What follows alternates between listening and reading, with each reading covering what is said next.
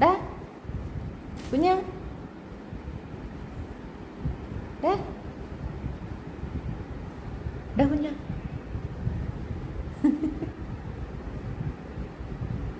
തയ്ക്കാൻ തുണി എടുത്തു വെച്ച് കഴിഞ്ഞാൽ തയ്ക്കാൻ വിടുമല്ലോ അല്ലേ?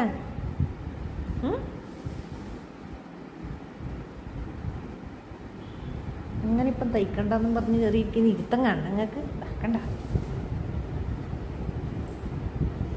നല്ല ബിടുക്കൂസ്.